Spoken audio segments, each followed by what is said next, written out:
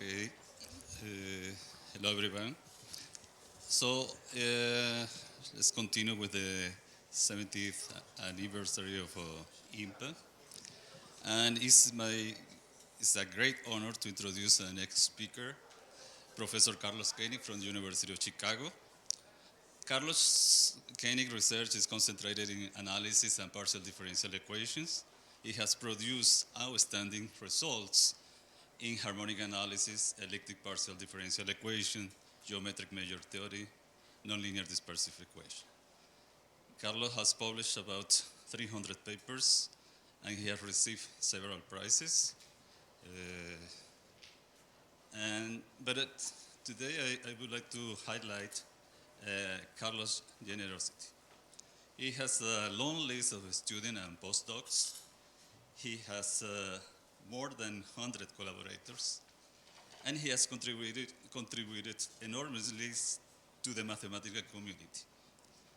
Carlos was the chair of the scientific committee of the International Congress of Mathematicians in Korea in 2014, and he has been the president of the International Mathematical Union since 2019. He and his team from the International Mathematical Union made a huge effort to put forward the International Congress in Mathematics for the mathematician in 2022 that was scheduled to be in St. Petersburg. Now we know that it has a really happy ending.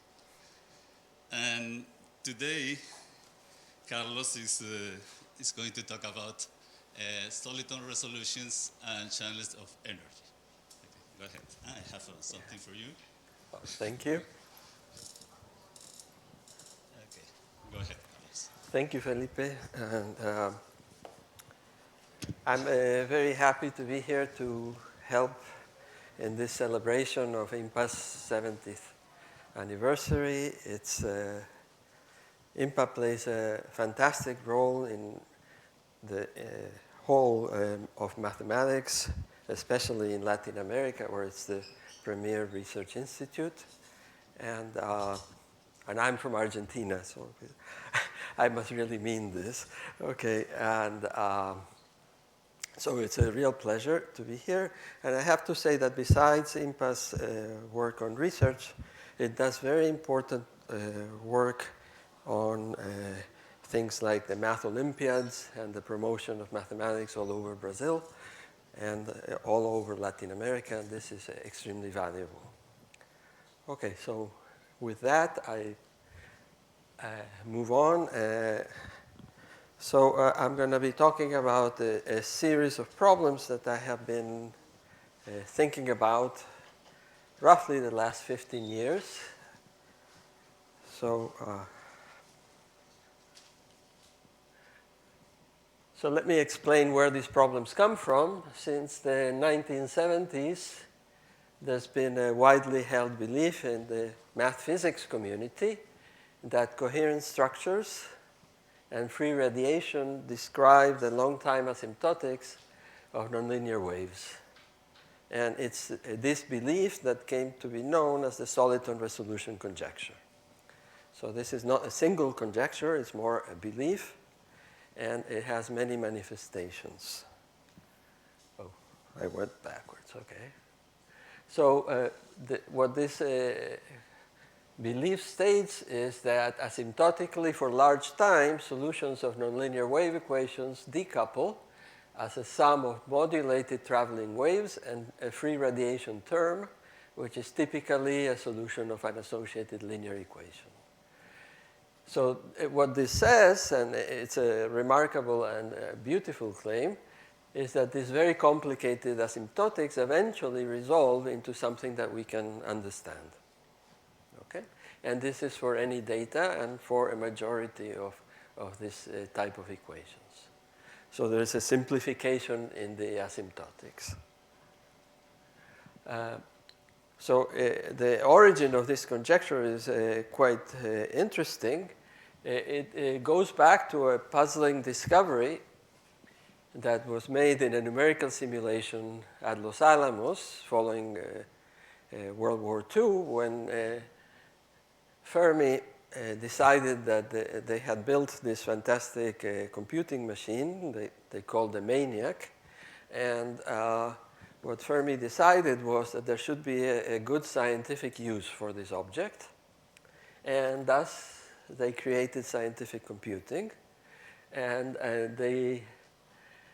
the idea was to use this machine for a scientific purpose. And what happened is they discovered a paradox, something that Fermi was not expecting, nor were his collaborators, which I don't know, I think I mentioned who they were. There were Fermi, Pasta, Ulam, and there was a fourth collaborator that remained unnamed, which was Mary Tsingu, who was the person that actually carried out the programming of the computer.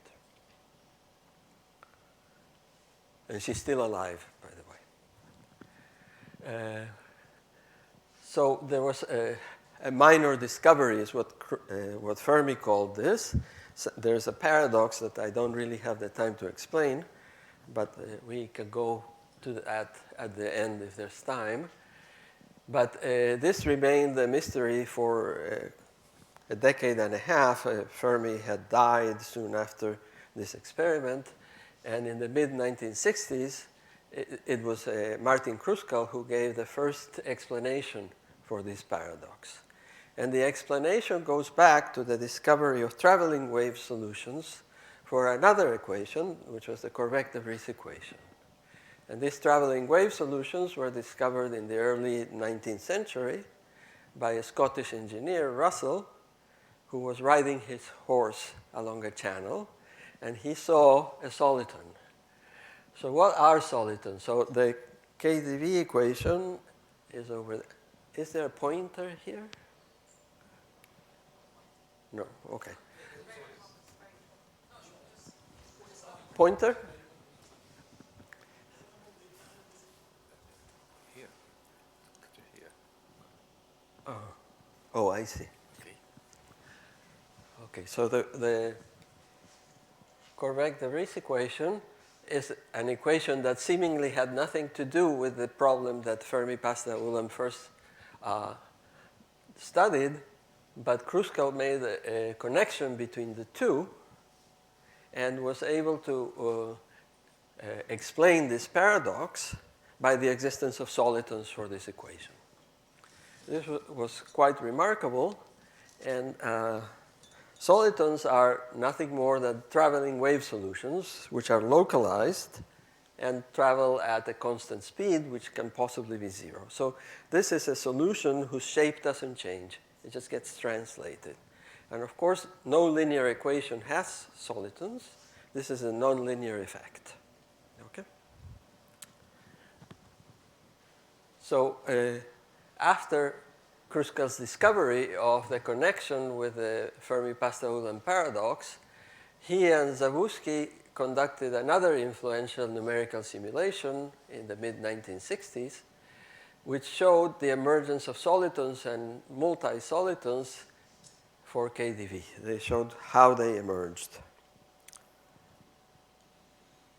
This is the simulation that then led to the soliton resolution conjecture and also to the theory of integrable partial differential equations. So this was quite a remarkable numerical simulation.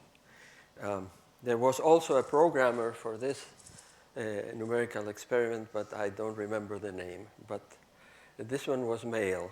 Okay, so it wasn't the fact that Mary Tsingu, it wasn't exclusively the fact that Mary Tsingu was a woman that led to her exclusion. I think it was more likely to be a consequence of the fact that mathematicians didn't respect very much computer programmers at that point. Although here we have an excellent example of is that me? No. We have an excellent example of a very deep series of mathematical conjectures that were only possible because of numerical simulations. Okay. Okay. So let me go back to this class of integrable nonlinear equations which emerged from the Kruskal-Zabusky simulation. And these are nonlinear equations which can be solved by a reduction to a collection of linear problems. Okay, you can solve the nonlinear solution by solving a collection of inverse spectral problems for linear ODEs. And this is, of course, a very important class of equations, but as we saw in Ugo's talk earlier, it's not a generic class.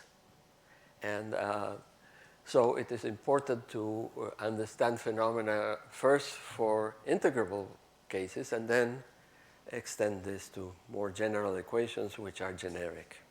Okay? So one thing that is important about these integrable equations is that they feature what we call the elastic collision of solitons. So what this means is that we have two solitons. Let's say they're traveling at different speeds, and then they collide. At some point, they meet and collide. You want to know what happens afterwards. Afterwards, for a while, you can't tell. Everything is in a black box. But eventually, they reemerge. And in the integrable equations, they reemerge unchanged. There's nothing extra going on. And this would be the behavior that you would encounter in a linear equation, where after two solutions collide, then they just go their merry own way afterwards. Okay, so this soliton resolution has been proved in a few integrable equations, like the Corvette-de-Vries equation. But the proofs are still very challenging, and some issues, even in the integrable case, are not still resolved. There have also been some results in non-integrable cases, but they have been all in perturbative regimes, near solitons or for small solutions, and also in parabolic settings where you don't have the issue of time reversal. Now, the phenomenon of soliton resolution seems to be universal. It has been observed both numerically and experimentally. I'll give you some examples here. The dynamics of gas bubbles in a compressible fluid. That's one example where you can see it experimentally. And the formation of black holes in gravitational collapse. Of course, we don't want to do that experimentally. So this is done numerically. From this, people realized that the mechanism for relaxation to this coherent structure, which is basically a sum of modulated solitary waves, which is observed numerically and experimentally, is the radiation of excess energy to spatial infinity. So what happens is energy is, of course, conserved, but as the evolution takes place, energy is pushed away to spatial infinity, and each time that happens, a new soliton emerges. Okay? But of course, these are observations. These are not theorems. So proving that this happens in equations that are not integrable is certainly one of the major goals in nonlinear partial differential equations, especially in the ones of wave propagation. So I will turn to the progress in the last 15 years for the case of the energy critical wave equation, which is an equation that's on the board. So on the left-hand side of the equation, you see the wave equation, the D'Alembert, the standard linear wave equation. And on the right-hand side, you see a nonlinear term. And now this is chosen, this nonlinear term, to be energy critical, and that's why you choose this particular power. And we prescribe both the initial value and the time derivative of the solution at time 0, and they belong to a standard space, which we call the energy space, which is the space of functions with a gradient in L2 cross the space of functions in L2. Okay? So these equations are not integrable, and so we want to study soliton resolution in this setting. So the first thing that I want to mention is that there's a scaling involved, and which makes these equations energy critical. And that's described by the first green formula, where if U is a solution and I rescale x by 1 over lambda and time by 1 over lambda, and then I multiply by the scalar 1 over lambda to the n minus 2 over 2, that is still a solution. Okay, and it's the right scaling for this. And the important point of why it's interesting for the energy norm is that the energy norm of the data is unchanged by the scaling. Okay, and this is the only power that does that. Okay, so if you want to calculate what's the power nonlinearity for this property, you get the energy critical wave equation. Now this, let me go back to it. This energy critical wave equation has the feature that the Laplacian, which is a negative operator, and so we have a negative sign in front of it, so that makes it positive, and the nonlinearity come with the same sign. So that means that the nonlinear part and the linear part compete with each other, and you expect that there will be trouble ahead. In the case when the nonlinear term has the minus sign, which we call defocusing case, then the two terms cooperate, and there are no nonlinear objects, no solitary waves, and the behavior is asymptotically linear. Okay? So we want to study the case in which there's nonlinear objects.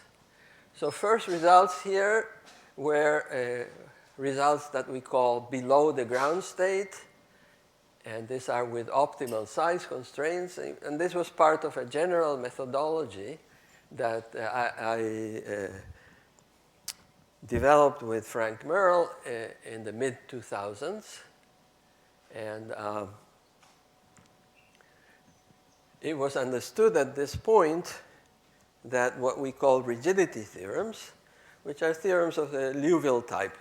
We all saw this in complex analysis. A bounded analytic function in all plane has to be a constant, right? So theorems of this type which classify global objects. And in this case, they are going to classify what we call non-radiative solutions. These are crucial to understand the asymptotic dynamics. So what we understood in this first work was that even though the nonlinear wave equation is not integrable, there is a way to use finite speed of propagation to decouple different parts of the solutions, and this is crucial to the study of these problems. So typically, what these Liouville type theorems have to say is that all nonlinear objects, whatever that may mean, or all non-radiative solutions, whatever that may mean, are solitons. So this would give some kind of dynamic characterization of solitons. And so let me explain what the nonlinear objects are for the nonlinear wave equations.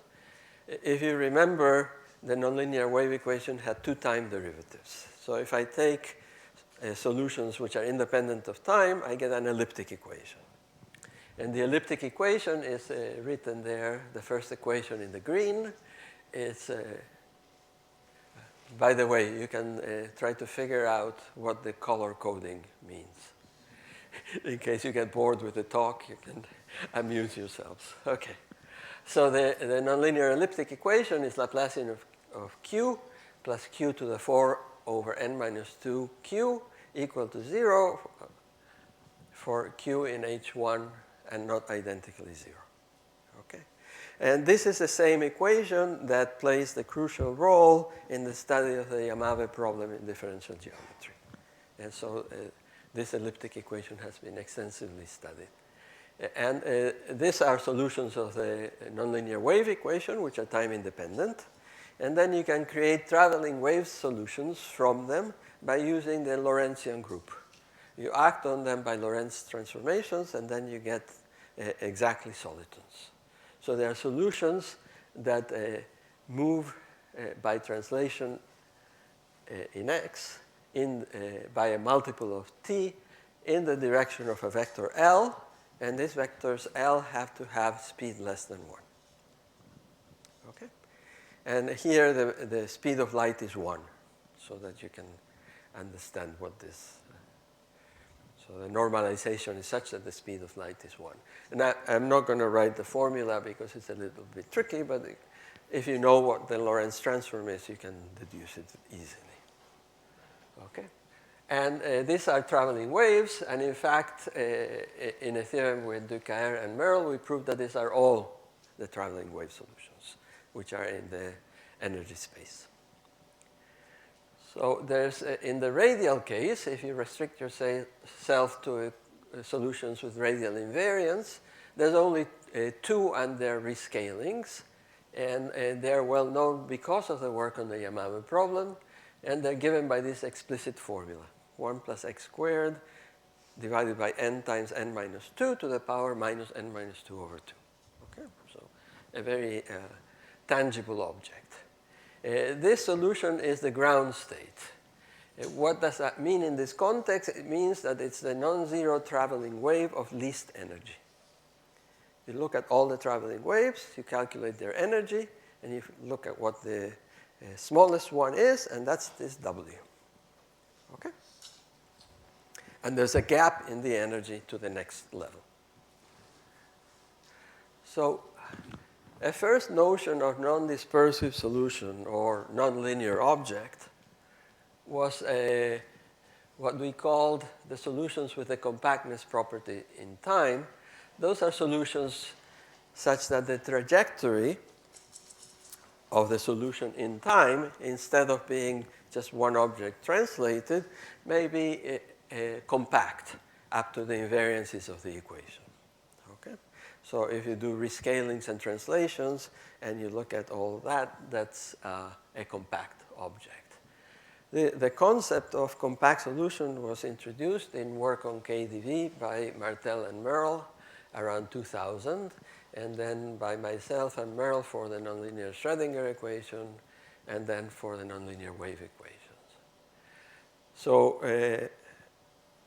we were able to classify these objects first under energy constraints, then in the radial case in 3D, and eventually in all cases in a paper with Ducaer and Merle in 2016. However, to study the soliton resolution, this type of nonlinear object is not sufficient, because in soliton resolution, multi-solitons appear. That is to say, superpositions of several solitons that are far apart through modulation. So that led us to introduce another concept, which is the I got myself confused here.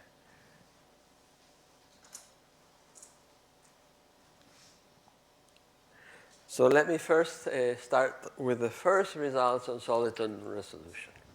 The first ones were near the ground state. And that was, again, on works with Ducaer and Merle. Next to that were results that instead of holding for all times, held for well-chosen sequences of times. So if you think about your first calculus course, this is the analog of Cesaro summability versus ordinary summability. So you can think of this where you have well-chosen sequences of times as a Cesaro summability result for soliton resolution. Okay? And this always were carried out for solutions which are bounded in the energy norm, and this is a requirement because if you have soliton resolution, you have boundedness in the energy norm. So we will assume that from now on.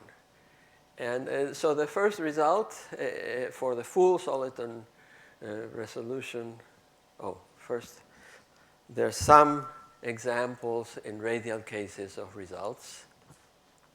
And finally, another result in 2017 with Ducaer Gia and Merle, in the non-radial case, where we proved this decomposition for sequences of times. But our objective is to understand the full problem, that is to say, prove the decomposition for all times. And the original insight that we had, which was about 10 years ago, is that what one needs to do is understand the collisions of solitons. And what happens with collisions of solitons, I referred to this when I discussed the Kruskal-Zabusky numerical calculation, where they showed that for KdV you had inelastic collision of solitons. What we've come to discover is that in non-integrable settings, the collisions are always inelastic. That is to say, after two solitons collide and they re-emerge, something else appears. And we realize that this is the key to understanding the full soliton resolution. Okay? So here it is. More formally, all collisions are inelastic and produce radiation. And that means that they produce some extra linear type of energy. Okay? And this limits the number of such collisions because this energy norm remains bounded, and so if they collide many times, this radiation piles up and produces a blow-up of the energy. This cannot happen, and so collisions must happen only finitely many times, and that leads to the fact that if you know it for one sequence of times, this resolution, you know it for all times. Okay? So this approach was introduced for the first time in a paper in 2013 in the radial 3D case, where we proved the full soliton resolution, and it was the first such theorem for a non-integrable Hamiltonian PDE. Okay. So it took us a while, but after some time, we were able to carry out this program to all odd dimensions, a sequence of 3 papers that were just barely pre-pandemic. They appeared during the pandemic, but they were barely pre-pandemic. So a natural object to consider is what we call a pure multi-soliton in both time directions. And what that means is a solution that asymptotically, as time goes to both plus infinity and minus infinity, behaves as a sum of decoupled solitons without any radiation. And for non-integrable equations, like the nonlinear wave equation, it is expected that all collisions are inelastic. Okay? Of course, expectations and proofs are not the same. All right. And there were some examples carried out for generalized KdV by Martel and Merle in 2011, 2015, and then for a nonlinear wave equation in 2018. But these were of the nature of certain scenarios given that prove this in those scenarios. So in our threesome of papers, we introduced the concept of non-radiative solutions. So these are solutions for the nonlinear wave equation which are defined outside of a light cone, translated light cone, that have the property that this limit as you go to plus and minus infinity in time of the energy outside the light cone is always 0. Okay? And you need to have this be true in both time directions. And it's easy to calculate the fact that for multi-solitons, this is the case. Okay? And this is a way, and we will see, to capture the inelastic collision. Okay, this concept. So the one way to see the usefulness is that if we take R very large in this kind of situation, we can reduce ourselves to small energy norm by taking R large. And if we are in the small energy norm setting, the nonlinear solution can be approximated by the linear solution. And the linear solution we can understand. Okay? So this is the idea. So this concept is connected to some lower bounds for the linear wave equation. So this is dagger. It's called dagger here. And what it says is that if you have a solution to the linear wave equation, an object that we should understand, then the amount of energy outside the light cone at plus and minus infinity adds up to the full energy outside. And this can be done for any r positive, in the part outside for any r positive. Okay? So the question is, when is this true? And the answer to this is surprisingly depending on the dimension. Okay, so let me explain this. And this type of questions could have been raised by D'Alembert. I mean, this is something that is 19th century mathematics. Okay? So in odd dimensions, this dagger always holds radial and non-radial.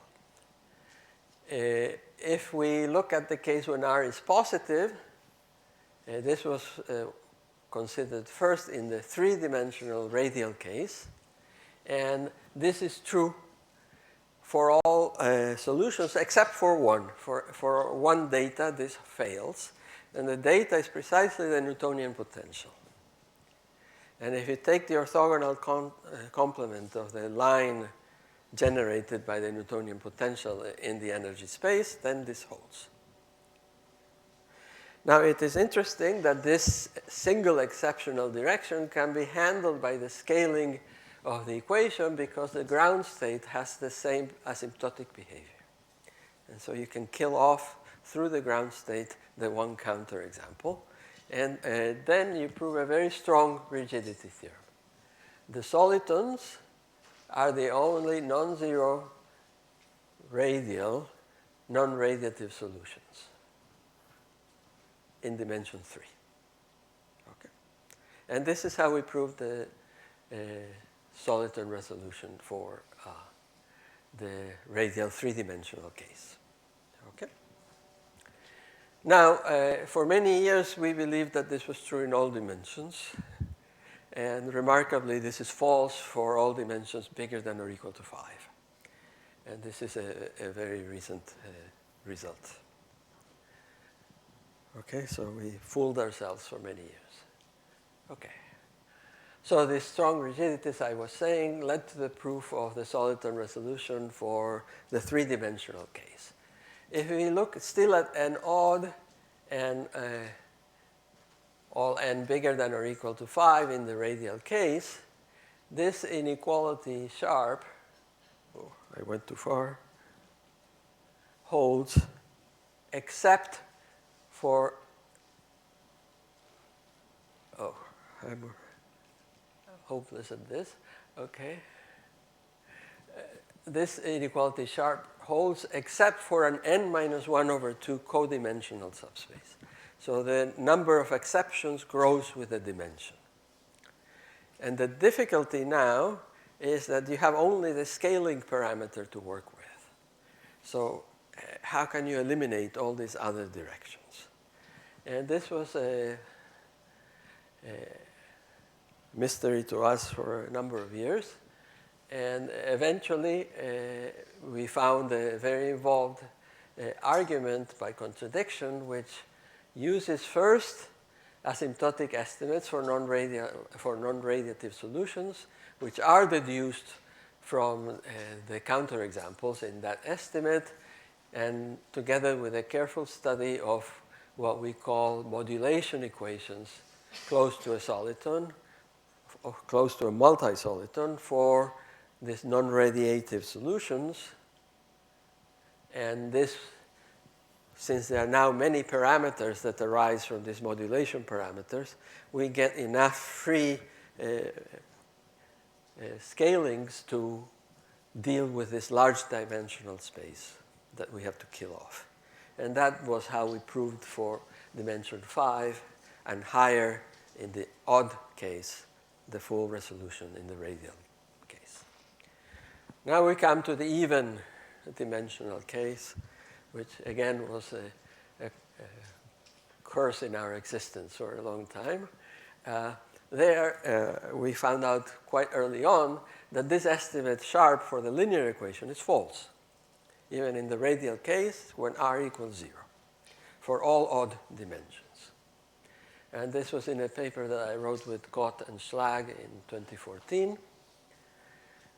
But there was some, in the midst of bad news, there were some good news that at least when n is congruent to 0 mod 4, if the data is 0 in the time slot, then it's okay. And if it's congruent to 2 mod 4 or to 6, then the 0 flips direction. Okay? So we get this inequality for half the data. Okay?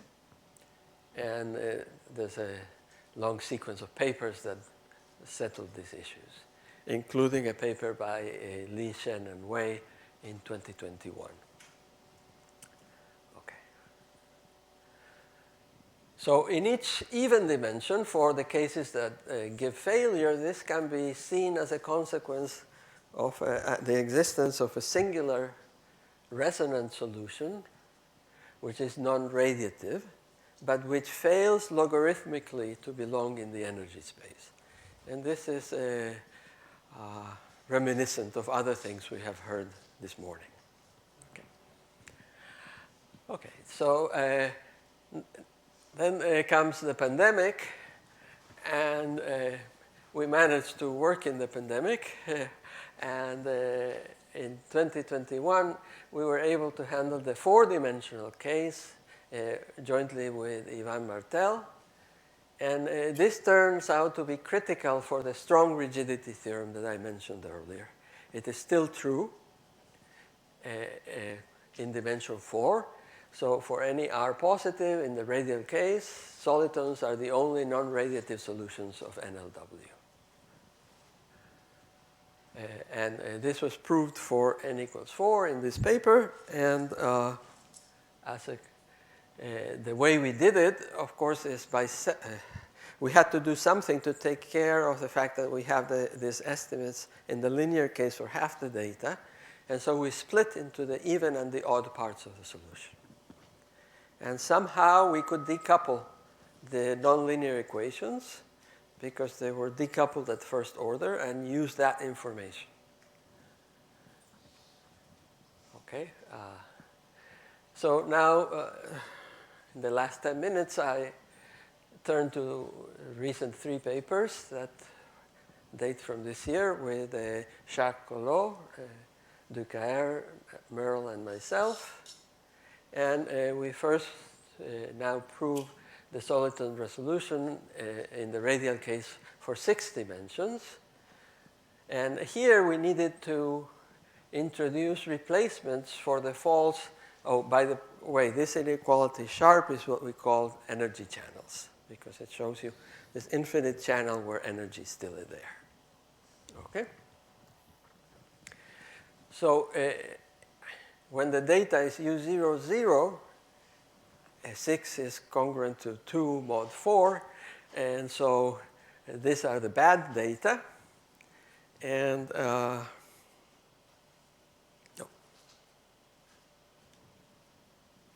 so we needed to combine the analysis from dimension 4 and the odd dimensions bigger than or equal to 5, and this analysis were completely different.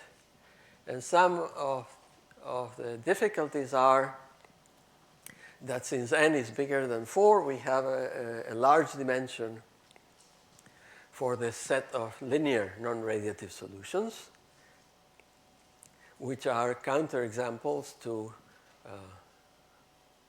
sharp for the ones for which it holds. So this don't correspond to any nonlinear solution that we knew of. And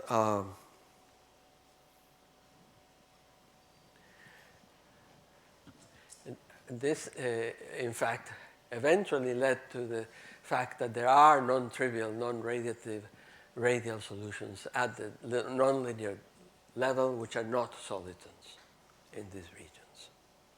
Okay. And this is what we call failure of strong rigidity. And the point is that they only exist up to a certain R, and then you can find the optimal R for which they exist, and then you have to prove that this cannot be zero, because otherwise it would contradict the Soliton resolution. And this is but there's always a solution that emerges from R equal to 0, and what has to happen is that the two cannot match. And this is known as the reconnection problem in nonlinear PD, and it's a well-known, difficult to resolve issue.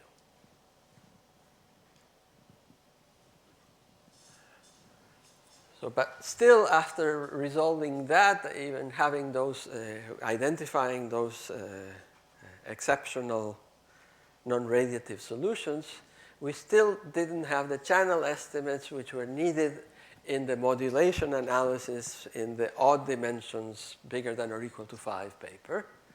And this was blocking us.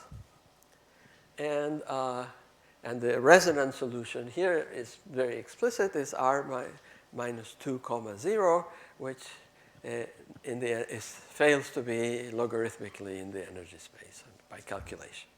Okay, you just end up having to say that 1 over R is not integrable by a logarithm. Okay, so this is now replaced by a new channel of energy that we discovered, which does not happen for the solutions of the free wave equation. We have to go to the equation linearized around the soliton. So that is now an equation, a linear equation with a potential, which is explicitly there. And we define this E out, the outer energy. It corresponds to the R equal to 0 case in the inequality sharp. So in the inequality sharp, if UL, so this is LW, linearized around W, and UL is the thing that solves the free wave equation. So for the odd dimensions, we have the top inequality that the energy initially is bound from below for the outer energy, and in dimension 4 for the part of U0, and dimension 6 for the part of U1, but the full estimates fail. For the linearized wave equation, there are objects that make any such estimate fail, because the linearized operator around the soliton ends up having a kernel, which is in the energy space. So there's a function which we call lambda of W, which is generated by scalings, and whose formula you can write down because you know the formula for W, that has the property that on the linearized operator you get 0. And therefore, if you make this a solution independent of time, it will be a solution of the linearized wave equation, but this one doesn't have a lower bound for the outer energy. The outer energy is 0. Okay? So these guys have to be modded out for. There's no way you can replace that. So we mod out by those guys. We take the projection. But this one was false. So what do we do? So these projections are just modding out these examples of this lambda W. Okay, and we just look at their orthogonal complement. And this is our big discovery. is that, okay, so let's localize the L2 norm, and then just divide by a log, since the log is what's bothering you. You divide by the log, and then the inequality is true, and it's useful. Now, this one could not have been discovered by D'Alembert. It involves some more complicated things. But anyway, it is true. And using this, we were able to prove the inelastic collisions and solve the Soliton resolution conjecture. And the last ingredient that was needed was the replacement for the strong rigidity theorem. In the strong rigidity theorem, the corresponding statement holds for all R naught. Now, in this weaker version, the R naught has to be chosen. But this is, and this is true, and then it gives the Soliton resolution. And so with that, and the end of my time, I end the talk. Thank you.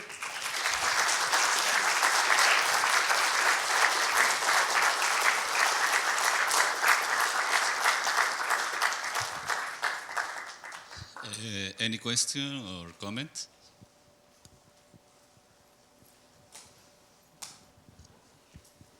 Hello. Thanks for your talk and very nice introduction with the history of all these people, including the Krusko and Zabusky findings, and showing, very nice to see, showing how exploratory computational mathematics can open the door to many things, right? Yes. So one question, to see if I understood you right, you're saying about the universality of the Soliton resolution and so on. Yeah. But it's got to be somehow, in my mind, at least in the class of PDEs with the focusing nonlinearity, fighting a radiation mechanism, right? Yes. In that yes. class. For instance, in this case, in the energy critical defocusing case, what happens is that asymptotically all solutions become linear solutions. Right. So there's only radiation. There's only radiation. So you need those two guys, say, to compete, right, to get the solitary. And then you also mentioned about the non-integrable cases, the cases where there's leakage, it's inelastic, and about light cone and keeping things inside a light cone. Is that somehow sort of control that you don't have any sort of anomalous leakage that gets out of the light cone, right? Right. And here the advantage that we have is that we can cut off sharply. So we can separate behavior from inside and outside the light cone. Okay. And that's what finite speed of propagation buys us. Okay, and a final simple question, if I may make another quick question. So, which is, all this, I mean, integrability, all this is very beautiful and so on. But then when I teach PhDs and you see like BBM and compare BBM with KDV, yes. right? BBM is not integrable. No. BBM has a little bit of radiation, right? One has to look very sharp inside. Right. On the other hand, it has better numerical properties because of the approximation of the numerical dispersion relation, of the dispersion relation. Oh, yeah. So there's the beauty of integrability, there's BBM. What else could we say to the young about these two models? Well, I'm not going to say anything about the two models because I haven't studied BBM in detail to have an opinion. But in general, one of the big problems that are going to occupy these young people, hopefully, is the thinking about the nonlinear Schrödinger equation, which is a very ubiquitous model in which there is no sharp way to cut off an inner region and an outer region because of there is no finite speed of propagation. And I think understanding that for NLS is a fantastic task ahead for young people. Okay. Any other question or comment?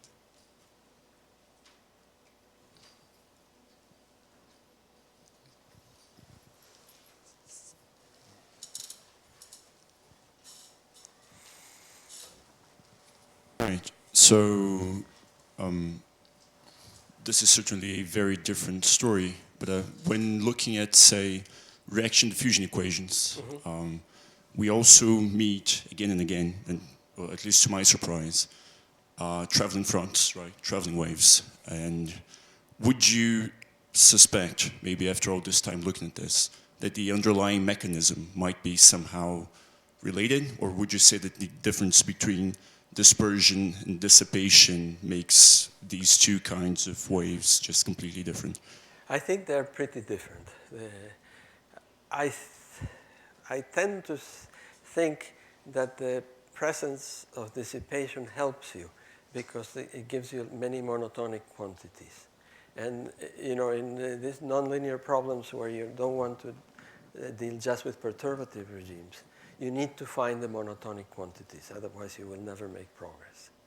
And I think in there's an advantage. Okay, thank you. Any other question or comment? Okay, if not, let's thank Carlos again.